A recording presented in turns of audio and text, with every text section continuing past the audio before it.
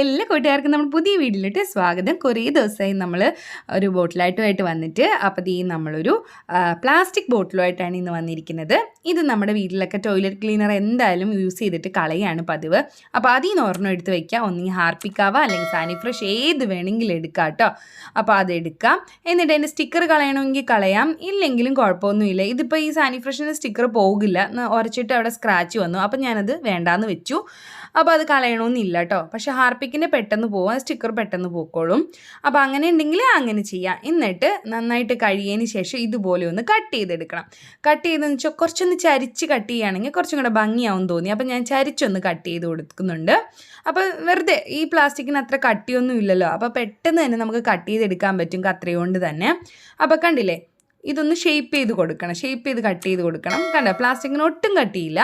അപ്പോൾ ഇതിന് മുകളിലോട്ട് നമ്മൾ സാധാരണ ഗ്ലാസ് ബോട്ടിലൊക്കെ എപ്പോഴും ചെയ്യുന്ന പോലെ തന്നെ ടിഷ്യൂ പേപ്പർ ഒന്ന് ഫെവിക്കോളിൽ ഒട്ടിച്ചെടുക്കണം. ഈസിയാണ്, പെട്ടെന്ന് ചെയ്തെടുക്കാൻ പറ്റും, എല്ലാവർക്കും ചെയ്യാവുന്ന ഇതുപോലത്തെ പ്ലാസ്റ്റിക് ബോട്ടിൽ ഇനി കളയരുത്, ഇതുപോലെ എടുത്ത് വെക്കുക. നമുക്ക് ഇതുപോലത്തെ പരിപാടികളൊക്കെ ചെയ്യാം കേട്ടോ.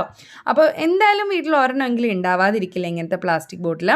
അപ്പോൾ ഇത് ഇതുപോലെ എല്ലായിടത്തും നമ്മൾ ടിഷ്യൂ പേപ്പർ ഒട്ടിച്ചെടുക്കണം. ഇത് നമ്മൾ ഗ്ലാസ് ബോട്ടിൽ സ്ഥിരം ചെയ്യുന്ന ഒരു പരിപാടിയാണ്. അപ്പോൾ ഇതേ കണ്ടില്ല, അപ്പോൾ ഫെവിക്കോളും വെള്ളവും കൂടെ ഒന്ന് മിക്സ് ചെയ്തതിന് ശേഷമാണ് നമ്മൾ ആ ഒരു ടിഷ്യൂ പേപ്പർ ഒട്ടിച്ചെടുത്തത്. അപ്പം കണ്ടില്ലേ, ഉണക്കിയെടുക്കണം. നമ്മൾ ഉണങ്ങിയ ബോട്ടിലോട്ട് നമ്മൾ ഒരു ചെറിയ ഡിസൈൻ ചെയ്യുക. അതിന് ജൂട്ട് ത്രെഡാണ് എടുത്തിരിക്കണം. ജൂട്ട് ത്രെഡിന് പകരം വൂളൻ ത്രെഡ് എടുക്കണമെങ്കിൽ അതെടുക്കാം, വൈറ്റ് ത്രെഡ് എടുക്കണമെങ്കിൽ അതെടുക്കാം. അപ്പോൾ ഇതിപ്പോൾ ഞാൻ ജൂട്ട് ത്രെഡാണ്. അപ്പോൾ ജൂട്ട് ത്രെഡ് എല്ലാവരുടെയും കയ്യിലുണ്ടാവും, അപ്പോൾ പെട്ടെന്ന് ചെയ്തെടുക്കാൻ പറ്റും. അപ്പോൾ ഇത് നമ്മൾ ഫെവിക്കോൾ കൊണ്ട് ഒരു ചെറിയ ഡിസൈൻ ചെയ്ത് കൊടുത്ത് എന്നിട്ട് കൈ കൊണ്ട് ജസ്റ്റ് ഒന്ന് ചുരുട്ടിയിട്ട് അതിലോട്ട് ആ ഫെവിക്കോളിൻ്റെ ഭാഗത്തൊന്ന് ഒട്ടിച്ചു കൊടുക്കുന്നു. കണ്ടില്ലേ, അപ്പോൾ ഈ ഒരു ഡിസൈൻ എനിക്കൊന്ന് ഈസി ആയിട്ട് ചെയ്യാൻ പറ്റുന്ന ഒരു ഡിസൈനാണ്. നമ്മൾ വെറുതെ ഒന്ന് ചുറ്റി കൊടുത്താൽ മതി ആ ഫെവിക്കോളിലോട്ട്. ജൂട്ട് ത്രെഡ് ആകുമ്പോൾ പെട്ടെന്ന് ഒട്ടിക്കോളൂ കേട്ടോ ഫെവിക്കോളിൽ. കണ്ടില്ലേ, ഇതുപോലെ ഒന്ന് കൈകൊണ്ട് ജസ്റ്റ് ഒന്ന് ആദ്യം ചുരുട്ടി കൊടുക്കുക. എന്നിട്ട് ആ ഡിസൈൻ നമ്മൾ ഫെവിക്കോൾ വരച്ച ആ ഡിസൈനിലോട്ട് ഒട്ടിച്ചു കൊടുക്കാം. അപ്പോൾ ഈസി പരിപാടിയാണ്. ഇനി നമുക്ക് ഈ ഒരു ഡിസൈൻ അപ്പുറത്തും ഇപ്പുറത്തും, അതായത് രണ്ട് സൈഡിലും ഒട്ടിച്ചതിന് ശേഷം അവിടെ ഇവിടെയൊക്കെ ആയിട്ട് നമ്മൾ വെറുതെ ഒന്ന് ചുരുട്ടിയിട്ട് നേരെ ഒരു സർക്കിൾ രൂപത്തിൽ ഒട്ടിച്ചു കൊടുക്കുക. ആ ഒരു ഡിസൈൻ ചെയ്യാം നമുക്ക്. അപ്പോൾ വെറുതെ ഒന്ന് എടുക്കുക, കയ്യിലോട്ട് ചുമ്മാ ഒരു ചെറിയ പീസ് എടുക്കുക. എന്നിട്ട് കയ്യിൽ നമ്മുടെ വെറുതെ കയ്യിലോട്ട് ഇങ്ങനെ ചുറ്റി അടുക്കി ചുറ്റുക. കുറച്ച് വലുതെടുക്കുക, അത് ഇതുപോലെ. എന്നിട്ട് ഫെവിക്കോള് അപ്ലൈ ചെയ്യുക ബോട്ടിലോട്ട്. എന്നിട്ട് അതിലോട്ട് ഒട്ടിച്ച് വയ്ക്കുക. ഈസിയാണ്, എല്ലാവർക്കും ചെയ്യാൻ പറ്റുന്നതാണ്. എല്ലാവരും ട്രൈ ചെയ്ത് നോക്കണം കേട്ടോ. ഇതൊക്കെ പെട്ടെന്ന് ചെയ്തെടുക്കാൻ പറ്റുന്ന പരിപാടികളാണ്. എന്തായാലും ഇങ്ങനത്തെ ഒരു ബോട്ടിൽ വീട്ടിലുണ്ടാവും. അപ്പോൾ ഇതുപോലെ പെട്ടെന്ന് ചെയ്തെടുക്കാം. ഇത് നമുക്ക് പെൻ സ്റ്റാൻഡായിട്ടോ അല്ലെങ്കിൽ ഫ്ലവർ വേസ് ആയിട്ടോ അല്ലെങ്കിൽ മണി പ്ലാന്റ് ഇട്ട് വെക്കാനോ, വെള്ളം ഒഴിച്ചിട്ടോ ഹോൾ ഇട്ടിട്ട് മണ്ണിട്ടതിന് ശേഷം അതിനുള്ളിൽ മണി പ്ലാന്റ് വെക്കണമെങ്കിൽ അങ്ങനെയും വെക്കാം. ഇതൊക്കെ നമ്മുടെ ഇഷ്ടം അനുസരിച്ച് ചെയ്തെടുക്കാം ഈ ഒരു പ്ലാസ്റ്റിക് ബോട്ടിലിനെ. അപ്പോൾ ഇത് നമ്മൾ ഡിസൈൻ ചെയ്ത് കഴിഞ്ഞു. ഈസി ഡിസൈനാണിത്, എല്ലാവർക്കും ചെയ്യാൻ പറ്റുന്ന ഡിസൈനാണ്. അപ്പോൾ ഇത് അവിടെ ഇവിടെയൊക്കെ ആയിട്ട് നമ്മൾ ആ ഒരു ചുറ്റി കൊടുത്തു. അതുപോലെ തന്നെ ബോട്ടിലിൻ്റെ ആ ഒരു മുകൾ ഭാഗം ജൂട്ട് ത്രെഡ് കൊണ്ട് തന്നെ ചുറ്റിയിട്ടുണ്ട്. അപ്പോൾ കണ്ടില്ലേ, ആ ഒരു രണ്ട് ഡിസൈൻ മാത്രമേ ഉള്ളൂ ചുറ്റിയിട്ട് ഇങ്ങനെ വളച്ച് കൊടുത്തിരിക്കുന്നത്. ബാക്കിയെല്ലാം സർക്കിൾ രൂപ ഒരു വട്ടത്തിൽ മാത്രം ചുറ്റി കൊടുത്തിട്ടുണ്ട്. അപ്പോൾ ഇനി നമ്മൾ ചെയ്യാൻ പോകുന്ന ഒരു ബേസ് ചെയ്യുന്നത് നമ്മൾ ബ്ലാക്ക് കളറാണ്. അത് അക്രിലിക് പെയിൻ്റാണ് എടുത്തിരിക്കുന്നത്. അത് ക്യാമലിൻ്റെ എടുക്കാം, ഫെവിഗ്രലിൻ്റെ ഏത് വേണോ എടുക്കാം, അതെടുക്കാം. എന്നിട്ട് നമ്മളൊരു സ്പോഞ്ച് കൊണ്ട് ഫുൾ കവർ ചെയ്യുക. ആ ബ്ലാക്ക് കളറ് നന്നായിട്ട് കവർ ചെയ്യണം കേട്ടോ.